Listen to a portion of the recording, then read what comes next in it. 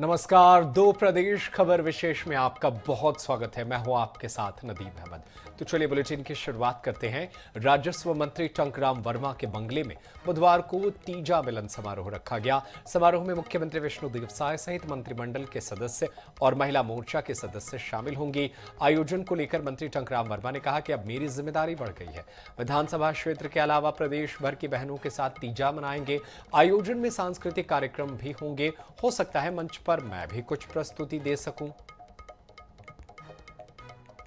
हर वर्ष की भांति इस वर्ष भी राजस्व मंत्री ने अपने बंगले में तीज मिलन का उत्सव रखा है। अभी हमारे साथ राजस्व मंत्री टंकराम वर्मा है, सीधे उनसे ही बात कर लेते हैं। ये बुधवार को फिर से तीज मिलन का आयोजन किया गया है, क्या रहेगा इस वर्ष विशेष? देखिए, भाई बहनों का प्यार का और हमारे छत्तीसगढ़ की संस्कृति का एक बहुत बड़ा त्यौहार है तीज मिलन। सब अपने घर में, गांव में, परिवार में मनाते हैं। तो अब हमारा परिवार बड़ा हो गया है, तो हम रायपुर निवास में रखे हैं और यहाँ पे सभी हमारी जो माताएं हैं, बहनें हैं, बड़ी संख्या में यहाँ पहुँचेंगे और उनके साथ सब एक साथ भोजन करेंगे। यहाँ पे कुछ संगीत के कार्यक्रम होंगे और सब बड़े प्रेम से, उत्साह के साथ तीज मिलन का कार्यक्रम मनाएंगे। इसके अलावा कौन मंत्री भी शामिल होंगे इस कार्यक्रम में? देखिए, माननीय मुख्यमंत्री जी आएंगे, साथ में हमारे सभी मंत्रीगण और हमारे स्थानीय विधायकगण, जनप्रतिनिधि, हमारे संगठन के नेता लोग आएंगे और महिला मोर्चा के भी पदाधिकारी सब आएंगे। सबका आशीर्वाद सब एक साथ मिल करके हर्षोल्लास के साथ मनाएंगे। अपने विधानसभा क्षेत्र की जो मतदाता है, महिलाएं हैं, उन्हें भी आमंत्रित किए होंगे? जी जी, क्षेत्र की हमारी जो हैं महिलाएं आएंगी, साथ ही हमारे रायपुर शहर से लगा हुआ है आरंग है, अभनपुर है, धरसींवा है। पिछले वर्ष भी सभी महिलाएं आई थी और इस साल भी आएंगे। लोक कला प्रेमी भी हैं आप, और साथ ही साथ जो संस्कृति को लेकर लगातार जो है आप अपनी जो प्रस्तुतियां भी देते हैं, कल आपकी भी प्रस्तुति देखने को मिल सकती है। संभावना है कि कल जब हमारे संगीतकार रहेंगे तो उस समय हम भी उसमें एक आध गीत प्रस्तुत कर सकते हैं। मंत्री टंकराम वर्मा, जिन्होंने कल तीज मिलन का उत्सव रखा है, जिसमें जो है रायपुर के अलावा जो है पूरे प्रदेश की महिलाएं हिस्सा लेंगी। कैमरामैन इकराम कुरैशी के साथ मनोज नायक, NS 24x7 रायपुर। छत्तीसगढ़ में मंत्रिमंडल विस्तार को लेकर दायर जनहित याचिका पर मंगलवार को बिलासपुर हाईकोर्ट चीफ जस्टिस के डिवीजन में सुनवाई हुई। इस दौरान याचिकाकर्ता की ओर से शपथ पेश कर अपने द्वारा किए गए सोशल वर्क का ब्यौरा दिया गया। चीफ जस्टिस रमेश सिन्हा की डिवीजन बेंच ने शपथ पत्र पर सवाल उठाते हुए पूछा कि इसमें जो तस्वीरें लगाई गई हैं वे कहां से खिंचवाई गई हैं। इनमें न तो तारीख है और न ही समय का उल्लेख किया गया है। सुनवाई के दौरान महाधिवक्ता ने दलील दी कि इस तरह का मामला साल 2022 में सुप्रीम कोर्ट में लंबित है। वहीं याचिकाकर्ता ने हाई कोर्ट से 2 सप्ताह का समय मांगा है, जिसके बाद कोर्ट ने समय देने की अनुमति देते हुए सुनवाई को स्थगित कर दिया। अब 3 सप्ताह बाद इस मामले पर अगली सुनवाई होगी।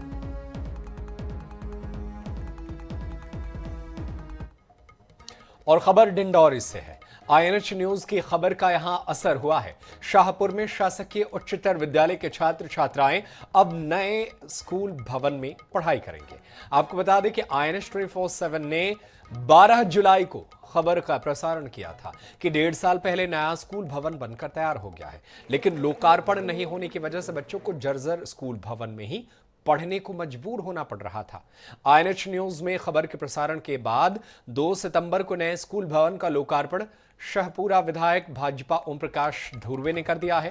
आपको बता दें कि इस स्कूल में 9वीं से लेकर 12वीं कक्षा के लगभग 700 के विद्यार्थियों को नए स्कूल भवन का अब फायदा मिलेगा।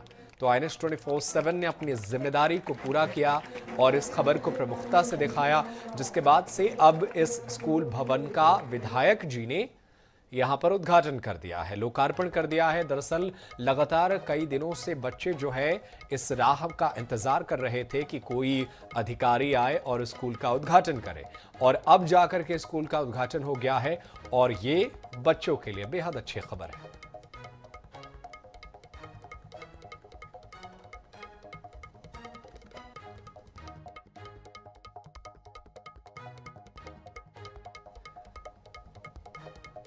जब क्लासरूम में पढ़ाई की जगह मीटिंग्स की आवाजें आए, शिक्षक देश का भविष्य कहे जाने वाले बच्चों के भविष्य को ताक पर रखकर हर्बल ड्रिंक की रेसिपी बताते नजर आए, तो समझिए मामला सिर्फ लापरवाही का नहीं, बच्चों के भविष्य के साथ खिलवाड़ का है। और यह स्थिति इसलिए भी गंभीर है क्योंकि जहां की दुर्घटना है, दुर्भाग्य ये है शिक्षा मंत्री का गृह जिला भी है। खबर दुर्ग जिले से है, जहां कई सरकारी शिक्षक पढ़ाना छोड़कर हर्बल लाइफ इल बिजनेस में जुटे हैं। हाथों में कॉपी किताब कलम की जगह नेटवर्किंग मीटिंग्स, ऑनलाइन सेशन और इवेंट्स में पारंपरिक वेशभूषा में नाचना गाना, यही शिक्षकों की पहचान बन चुकी है। चौंकाने वाली बात यह है कि कई शिक्षक अपने नाम की बजाय पत्नियों के नाम से आईडी बनवाकर MLM यानी मल्टी लेवल मार्केटिंग में जुटे हैं, ताकि विभाग ये कार्रवाई से बच सके। हालांकि मामला सामने आने पर जिला शिक्षा अधिकारी अरविंद मिश्रा ने जांच के आदेश दिए हैं और सभी विकासखंड शिक्षा अधिकारियों से रिपोर्ट मांगी है। लेकिन इस सब के बीच बच्चों की शिक्षा की जो बलि चढ़ी है, उसका दोषी कौन है? हर्बल लाइफ नेटवर्क मार्केटिंग के संबंध में इस बात की शिकायत इस कार्यालय को प्राप्त हुई है कि कुछ शिक्षक अपने अध्यापन कार्य को छोड़कर हर्बल लाइफ के मार्केटिंग कार्य से जुड़े हुए हैं। तो इस संबंध में सभी विकासखंड शिक्षा अधिकारियों से जानकारी मंगाई गई है और जानकारी प्राप्त होने के पश्चात जांच उपरांत अगर कोई दोषी पाया गया तो उसके खिलाफ नियमानुसार कार्रवाई की जाएगी।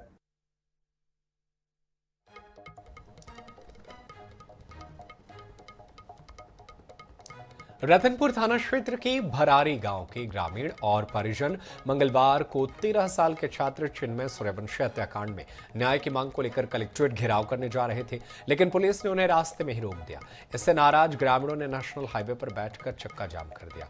परिजनों का आरोप है कि इस मामले में पुलिस ने एक आरोपी छत्रपाल को गिरफ्तार किया है, लेकिन उसके परिजन भी हत्या में शामिल है। उनका आरोप है कि पुलिस जानबूझकर उन्हें बचाने की कोशिश कर रही है।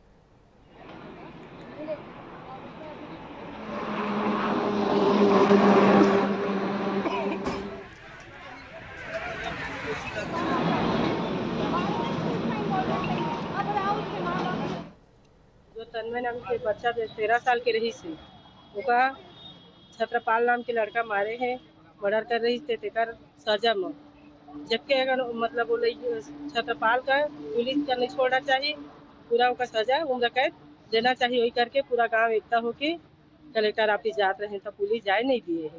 ज्ञापन में उनके द्वारा यह मांग की गई है कि छत्रपाल जो आरोपी है उसके जो माता पिता और भाई हैं उनके खिलाफ भी उनको कड़ी कार्रवाई करनी। इस संबंध में कोई ऐसी शिकायत इन्होंने कभी अभी थाने में या पुलिस कार्यालय में कहीं नहीं दिया है और इस पर गांव वालों से हमारी बात हुई है। उनके द्वारा जो भी मांग किया गया है उनको हमने आश्वस्त ये किया है कि उसमें हम सारी चीजों पे कार्रवाई करेंगे और सारे पॉइंट। खबर हटा के पटेरा थाना क्षेत्र से है, जहां लव जिहाद और धर्मांतरण का सनसनीखेज मामला सामने आया है। यहां एक मुस्लिम युवक ने हिंदू युवती को धमकाकर लंबे समय तक दुष्कर्म किया और फिर उसका अश्लील वीडियो बनाकर ब्लैकमेल करता रहा। पीड़ित परिजनों का कहना है कि आरोपी पड़ोस में रहने वाला राशिद खान है, जिसने शादी से पहले ही पीड़ित युवती को धमकी देकर हवस का शिकार बनाया और वीडियो बनाकर बार बार ब्लैकमेल करता रहा। पीड़िता की शादी हो जाने के बाद भी आरोपी पीड़िता पर धर्मांतरण का दबाव बनाने लगा। पीड़िता ने जब मना किया तो आरोपी ने फेसबुक पर युवती का वीडियो वायरल कर दिया। वहीं मामले की जानकारी हिंदू संगठनों को मिली तो पीड़ित परिजन के साथ बड़ी संख्या में कार्यकर्ता पटेरा थाने पहुंचे और आरोपी के खिलाफ FIR दर्ज कराई गई।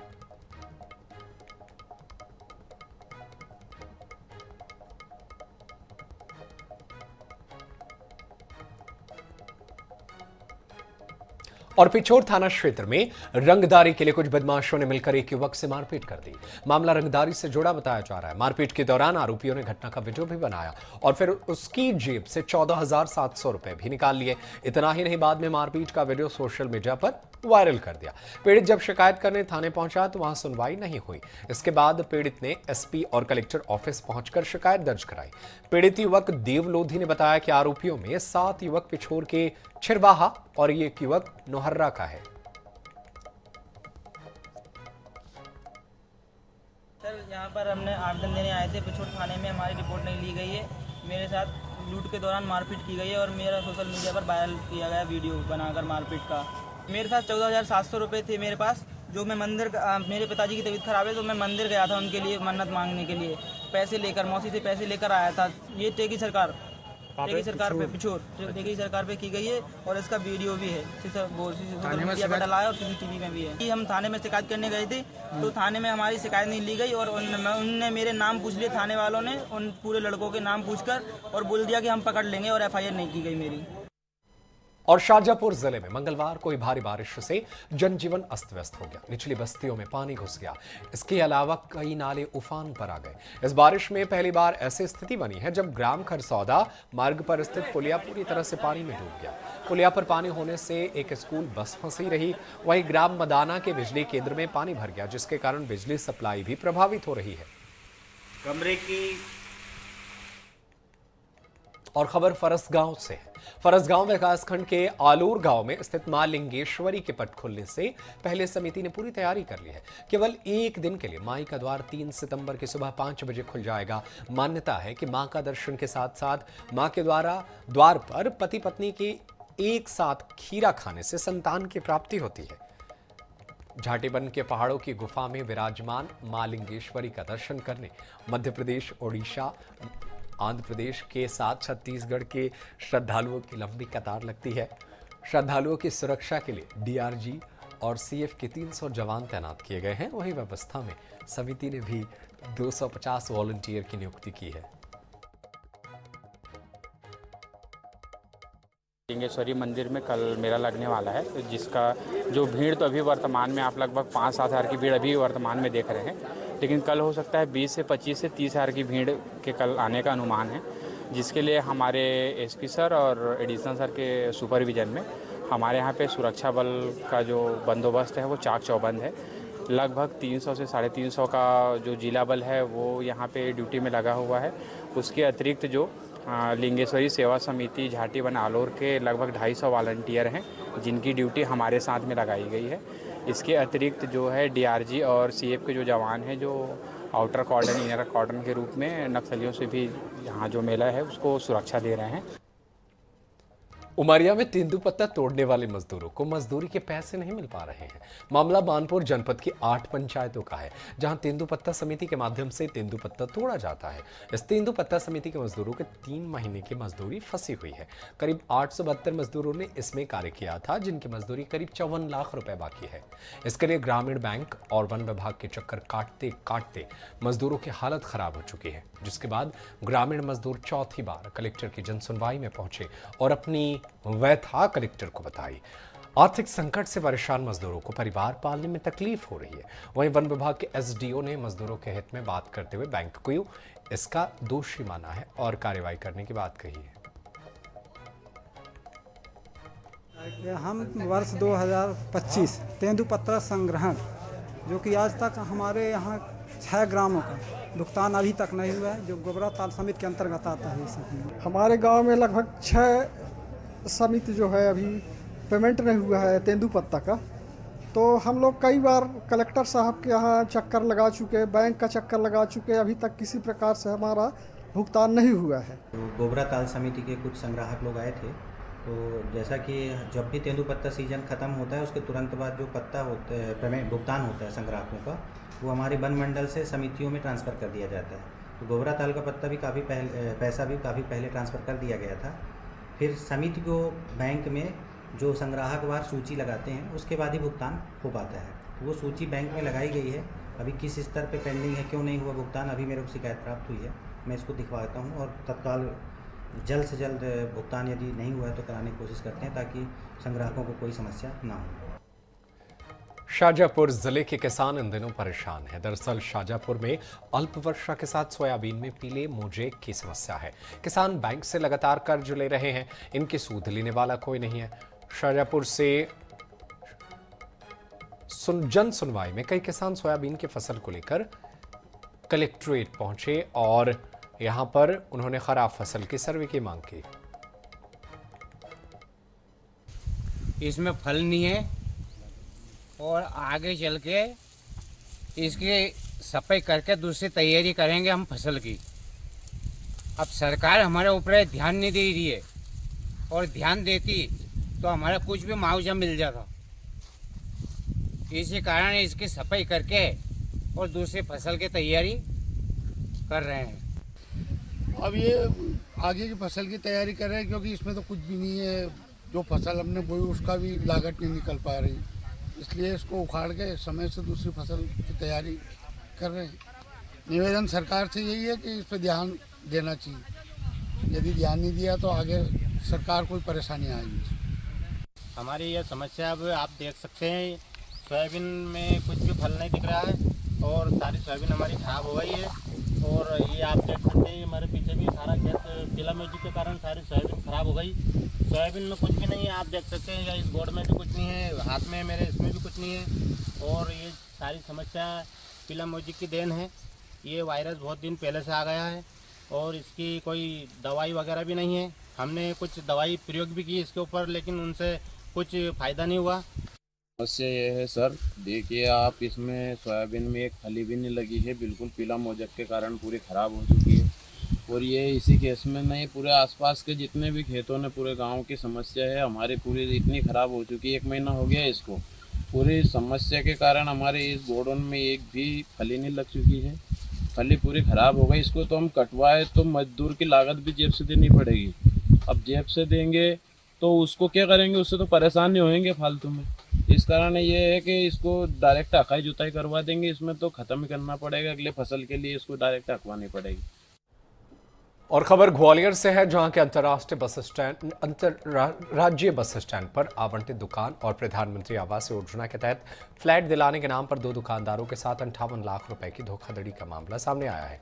ठगों ने दुकानदारों को नगर निगम की फर्जी रसीदें भी थमाई, लेकिन जब पीड़ित फ्लैट और दुकान का पोजीशन लेने के लिए मौके पर पहुंचे तो उन्हें अपने साथ हुई धोखाधड़ी का पता चला, जिसकी शिकायत पुलिस अधीक्षक कार्यालय में पीड़ितों ने की। पीड़ित दुकानदार से आरोपियों के खिलाफ सख्त कार्रवाई करने की गुहार लगा रहे हैं। वहीं पुलिस ने दुकानदारों को मामले की जांच कर कार्रवाई करने का आश्वासन दिया है। धोखाधड़ी हुई है मेरे को फ्लैट के नाम पर और दुकानों के नाम पर आवंटन की गई थी। वहाँ पे तो सब रसीदें जो बल्लू पाठक ने, संतोष पाठक ने, वो सब फर्जी रसीदें दी थी मेरे को और मेरे से पैसे ले लिए। मेरे करीबन ले लिए 48-49 लाख रुपए मेरे ले लिए। प्रधानमंत्री आवास योजना के जो फ्लैट बने हैं मलगड़ा, उस पे मानपुरा सागरताल पे, और साथ में जे मलगड़ा पे दुकानें जे बना है, क्या नाम, बस स्टैंड बना है, उसके नाम पर की गई है। 10,32,016 रुपये। इसमें बल्लू पाठक है और संतोष बातम है। कि नगर निगम की प्रॉपर्टी खरीदवाने के नाम से कुछ लोगों द्वारा इनको फर्जी रसीद देकर कुछ पैसों की ठगी की गई है। इसमें एक व्यक्ति से लगभग 10.5 लाख रुपए और एक से लगभग 45 लाख रुपए की ठगी होना बताया है। इन्होंने कुछ दस्तावेज भी दिए हैं जो संबंधित अनावेदक द्वारा इनको पैसे लेकर दिए गए थे। तो इसमें संबंध में अभी जांच के लिए दिया है, जो भी तथ्य मिलेंगे आगामी कार्रवाई करेंगे। और फिलहाल मेरे साथ इस बुलेटिन में इतना ही। खबरें लगातार जारी है, आप देखते रहिए INS 24/7। धन्यवाद।